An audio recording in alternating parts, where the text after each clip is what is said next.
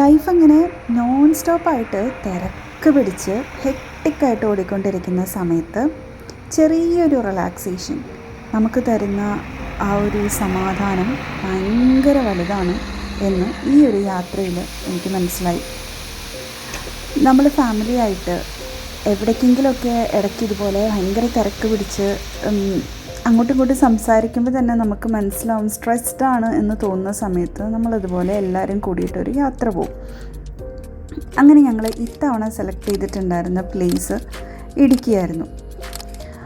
അപ്പോൾ നമ്മുടെ ഇടുക്കി യാത്രയുടെ വിശേഷങ്ങളാണ് ഞാനിപ്പോൾ പറയാൻ പോകുന്നത്.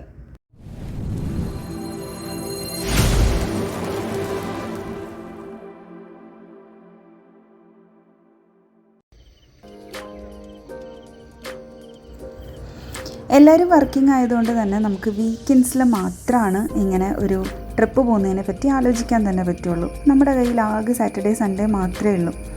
അപ്പോൾ നമ്മൾ വിചാരിച്ചു ഇടുക്കിയിലേക്ക് പോകാമെന്ന്. ഈ പ്ലേസ് സജസ്റ്റ് ചെയ്തതും ഇതിൻ്റെ ഫുൾ ഐറ്റിനറി സെറ്റ് ചെയ്ത് തന്നതും എൻ്റെ അനിയനായിരുന്നു. അങ്ങനെ ഞങ്ങൾ വെളുപ്പിനെ 3 മണിക്ക് കൊച്ചിയിലെ ഫ്ലാറ്റിൽ നിന്നും പുറപ്പെട്ടു. നേരെ പോയത് കോട്ടപ്പാറ ഹിൽസിലേക്കായിരുന്നു. നല്ല ഇരുട്ടായതുകൊണ്ട് തന്നെ നല്ല കുത്തനെയുള്ള റോഡ് കയറിയത് ഞാൻ അറിഞ്ഞിട്ടില്ലായിരുന്നു. അതങ്ങനെ കയറി മുകളിലെത്തി. കയറുമ്പോൾ തന്നെ ഇങ്ങനെ വണ്ടി ഫസ്റ്റ് ഗിയറിൽ ഭയങ്കര വലിക്കലായിരുന്നു. അവിടെ എത്തിയപ്പോഴത്തേനും ഡോറ് തുറന്നിറങ്ങിയതും എനിക്ക് തോന്നി ഭയങ്കരമായിട്ട് ഒരു കരിഞ്ഞൊരു സ്മെല്ല് വരുന്ന ഒരു ഫീൽ എനിക്കുണ്ടായിരുന്നു. അപ്പോൾ അവിടെ എത്തിയപ്പോൾ കണ്ട കാഴ്ച ഭയങ്കര രസമായിരുന്നു. പക്ഷേ നമ്മൾ ചെന്ന സമയത്ത് അത്ര ശരിക്കുമുള്ള ആ ഒരു ക്ലൗഡ് ബെഡൊന്നും നമുക്ക് കിട്ടിയിട്ടില്ല എന്നാണ് നമ്മുടെ ഫോട്ടോസൊക്കെ കണ്ടപ്പോൾ മറ്റുള്ളവർ പറഞ്ഞത്. എന്തായാലും നമുക്കത് നല്ലൊരു അനുഭവമായിരുന്നു. അങ്ങനെ നമ്മൾ അവിടെ കുറേ ടൈം സ്പെൻഡ് ചെയ്ത് ഒരു 2 മണിക്കൂറൊക്കെ സ്പെൻഡ് ചെയ്തിട്ട് അവിടെ നിന്ന് ബ്രേക്ക്ഫാസ്റ്റും കഴിച്ചിട്ട് ഞങ്ങൾ നേരെ പിന്നെ പോയത് ആനയടിക്കുത്തിലേക്കായിരുന്നു. അവിടെ വാട്ടർഫോൾസ് ആയിരുന്നു ഞങ്ങളുടെ ഐറ്റിനറിയിൽ പറഞ്ഞിട്ടുണ്ടായിരുന്നെങ്കിലും നമ്മൾ ആദ്യം ചെന്ന് പെട്ടത് ആ വാട്ടർഫോൾസിൻ്റെ മുകളിലെ തട്ടിലേക്കായിരുന്നു. അവിടെയാണെങ്കിൽ ആരും ഉണ്ടായിരുന്നില്ല. നമ്മൾ മാത്രം ജസ്റ്റ് നല്ലൊരു വലിയൊരു പാറ, അതിൻ്റെ അടിയിൽ കൂടെ ഇങ്ങനെ ഒരു ചെറിയൊരു അരുവി പോലെ പോകുന്നു. ഈ അരുവി ചെന്നെത്തുന്നതാണ് ഈ വാട്ടർഫോൾസ്. അതിൻ്റെ ഏറ്റവും മുകളിലായിട്ട് ഒരു കുഞ്ഞി കുടിലും ഉണ്ടായിരുന്നു. അങ്ങനെ ഒരു പ്ലേസിലേക്കാണ് നമ്മളെത്തിയത്. സമാധാനം എന്നൊക്കെ പറഞ്ഞുണ്ടല്ലോ, അതാണ്. അവിടെ ഞങ്ങളൊരു 2 മണിക്കൂറോളം അവിടെ നമ്മൾ സ്പെൻഡ് ചെയ്തു.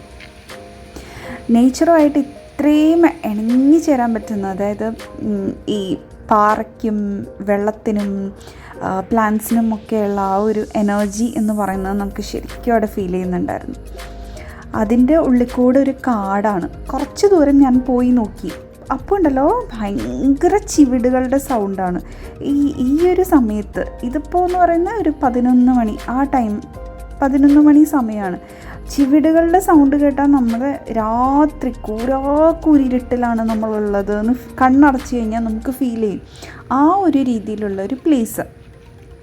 പക്ഷെ ഞാൻ കുറച്ചുള്ളിലേക്ക് നടക്കുമ്പോൾ ഞാൻ വിചാരിച്ചു അവിടെ ഫുൾ കാടായിരിക്കുന്നു. അല്ല, അങ്ങോട്ട് കുറച്ച് നടന്നപ്പോൾ ഓപ്പോസിറ്റ് സൈഡിൽ നിന്ന് ഒരു പ്രായമായ ഒരു സ്ത്രീ നടന്നു വരാൻ തുടങ്ങി. അപ്പോൾ അവരോട് ഞാൻ ചോദിച്ചപ്പോഴാണ് അവർ പറയുന്നത് ഇതിൻ്റെ അപ്പുറത്ത് അവർക്ക് കുടിലുകളാണുള്ളത്, അവരവിടെ താമസിക്കുവാണെന്ന്.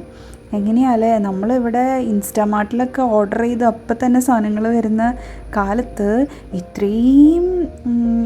ഇത്രയും ഒറ്റപ്പെട്ട സ്ഥലങ്ങളിൽ ഈ മനുഷ്യർ എങ്ങനെയായിരിക്കും ജീവിക്കുന്നുണ്ടാവുക എന്ന് എനിക്ക് തോന്നി. അപ്പോൾ ഇതായിരുന്നു അവിടുത്തെ പാറകളുടെയൊക്കെ ഒരു അവസ്ഥ കേട്ടോ. അവിടെ നിന്ന് കണ്ടു നേരെ വെള്ളച്ചാട്ടം ചെല്ലുന്നത് ആ പാറകളിലൂടെ താഴത്തോട്ടാണ്. അങ്ങനെ ഞങ്ങൾ സ്റ്റെപ്പുകൾ ഇറങ്ങി ഈ വാട്ടർഫോൾസ് ഉള്ള സ്ഥലത്തേക്ക് എത്തി. വാട്ടർഫോൾസ് ഉള്ള സ്ഥലം എന്ന് പറഞ്ഞു കഴിഞ്ഞാൽ ഈ ആനയടിക്കുത്ത് വാട്ടർഫോൾസിൻ്റെ ഒരു പ്രത്യേകത എന്ന് പറഞ്ഞു കഴിഞ്ഞാൽ ഭയങ്കര ആഴം കുറവാണ്. നമുക്കവിടെ നിന്നിട്ട് നമുക്കവിടെ കുളിക്കാം, അങ്ങനെയാണ്. അപ്പം നമ്മൾ ചെന്ന സമയത്ത് അവിടെ ആകെ ഒരു ഫാമിലി മാത്രമേ ഉണ്ടായിരുന്നുള്ളൂ. അപ്പം നമ്മളാണെങ്കിൽ അങ്ങനെ കുളിക്കാനുള്ളൊരു സെറ്റപ്പിലൊന്നും അല്ല പോയിട്ടുണ്ടായിരുന്നത്. പക്ഷേ അവിടെ എത്തി അവിടുത്തെ വെള്ളവും അതിൻ്റെ തണുപ്പും അതിൻ്റെ ഒരു ഫീലും ഒക്കെ കണ്ടപ്പോൾ ഇസയായിരുന്നു ആദ്യം ഇറങ്ങണം എന്ന് പറഞ്ഞിട്ട് നിർബന്ധമായിട്ട് നിന്നിരുന്നു. ഇസ ഇറങ്ങി. അങ്ങനെ ഞങ്ങൾ വയ്യ അങ്ങ് ഇറങ്ങി. പിന്നെ ഞങ്ങൾ ആ വാട്ടർഫോളിൻ്റെ അറ്റം വരെ പോയിട്ട് നമ്മൾ കുളിച്ചിട്ടാണ് കയറിയത്. ഭയങ്കര ഒരു ഫീലായിരുന്നു കേട്ടോ. ആ വാട്ടർഫാൾസിൻ്റെ താഴെ അങ്ങനെ നിൽക്കുമ്പോൾ നമ്മുടെ ഉള്ളിലുള്ള സ്ട്രെസ്സൊക്കെ എങ്ങോ അലിഞ്ഞു പോകുന്നൊരു ഫീലായിരുന്നു ഉണ്ടായിരുന്നത്. അങ്ങനെ ഞങ്ങൾ അവിടെ നിന്ന് നേരെ, പിന്നെ നമ്മുടെ കയ്യിൽ ഡ്രസ്സൊന്നും ഇല്ലല്ലോ, നമ്മൾ നേരെ അവിടെ ചെന്നിട്ട് അവിടെ നിന്ന് താഴ്ന്ന് ഡ്രസ്സൊക്കെ വാങ്ങി പിന്നെ ഡ്രസ്സൊക്കെ ചേഞ്ച് ചെയ്ത് നമ്മൾ നേരെ ഹോട്ടലിലേക്ക് പോയി. ഹോട്ടൽ ഗീ ഹൈറ്റ്സ് എന്ന് പറയുന്ന ഒരു ഹോട്ടലിലായിരുന്നു നമ്മൾ സ്റ്റേ ചെയ്തിട്ടുണ്ടായിരുന്നത്. കാൽവരി മൗണ്ടിൻ്റെ നേരെ താഴെയിലാണ് ഈ ഒരു റിസോർട്ട് ഉണ്ടായിരുന്നത്. നമ്മൾ കണക്ഷൻ റൂമായിരുന്നു എടുത്തിട്ടുണ്ടായിരുന്നത്. ഹോട്ടലിൽ നിന്നുള്ള വ്യൂ ഭയങ്കര അടിപൊളിയായിരുന്നു കേട്ടോ. ഒരു ടീ പ്ലാന്റേഷൻ്റെ ചുറ്റിലും ടീ പ്ലാന്റേഷൻ, അതിൻ്റെ ഒരു സൈഡിൽ ഈ കാൽവരി മൗണ്ട്, അങ്ങനെയായിരുന്നു ഈ റിസോർട്ടിൻ്റെ. അങ്ങോട്ട് എത്തിപ്പെട്ടതൊരു വലിയ കഥയായിരുന്നു. വെച്ച് കഴിഞ്ഞാൽ ഫുള്ള് കുത്തനെയുള്ള റോഡുകളായിരുന്നു. ഒരു 4-5 ഈ ഹെയർ പിൻസ് ഭയങ്കരമായിട്ട്, നമ്മൾ പോയ വണ്ടി 5 സീറ്റർ വണ്ടിയായിരുന്നു, മാനുവൽ വെഹിക്കിളായിരുന്നു. അപ്പോൾ അത് കയറാൻ പറ്റാതെ നമ്മൾ പെട്ടൊരു പണി എന്ന് പറഞ്ഞ ഒരു അഡ്വഞ്ചറസ് ട്രിപ്പ് കൂടെയായിരുന്നു അത്. ഇതാണ് നമ്മുടെ റിസോർട്ടിൽ നിന്ന് കാണുന്ന വ്യൂ. ഇത് നിങ്ങൾക്ക് വീഡിയോയിൽ എത്രത്തോളം മനസ്സിലാവുമെന്ന് എനിക്കറിയില്ല, പക്ഷേ ഇത് നേരിട്ടുണ്ടല്ലോ അടിപൊളി വ്യൂ ആയിരുന്നു. ഈ വെള്ളം എങ്ങനെയാണ് ഇങ്ങനെ സ്റ്റില്ലായിട്ട് കിടക്കുന്നതെന്ന് തോന്നി. പിന്നെ അതിൻ്റെ അപ്പുറത്തുള്ള ഈ മൗണ്ടൻ ഇതെങ്ങനെയാണ് മെയിൻറ്റെയിൻ ചെയ്യുന്നുണ്ടാവുക എന്നൊക്കെ തോന്നി. കാര്യം അങ്ങോട്ടേക്ക് ഇറങ്ങാനേ പറ്റില്ല. ഇത്രയും നല്ല വ്യൂ അല്ല ഈ കാൽവരി, ഈ വ്യൂ പോയിൻ്റ് എന്ന് പറയുന്നിടത്തുനിന്ന് കിട്ടുന്ന വ്യൂ ഇത്രയും അടിപൊളിയല്ലായിരുന്നു. നമ്മുടെ റിസോർട്ടിൻ്റെ ക്ലോക്ക് ടവറിൽ നിന്ന് കാണുന്ന വ്യൂ ആയിരുന്നു ഇത് നമ്മളിങ്ങനെ കണ്ടുകൊണ്ടിരിക്കുമ്പോൾ ഉണ്ടല്ലോ, പെട്ടെന്ന് തന്നെ കോട വന്നിട്ട് ഈ മൊത്തം വ്യൂവിനെ അങ്ങ് മറച്ചു.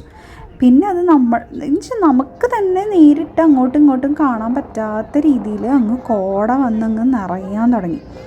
വല്ലാത്തൊരു അന്തരീക്ഷമായിരുന്നു. അതോടുകൂടി അങ്ങ് ഭയങ്കര തണുപ്പും വന്നു. ഇത്ര തണുപ്പായിരിക്കും എന്നുള്ളൊരു പ്രതീക്ഷ നമുക്കും ഉണ്ടായിരുന്നില്ല.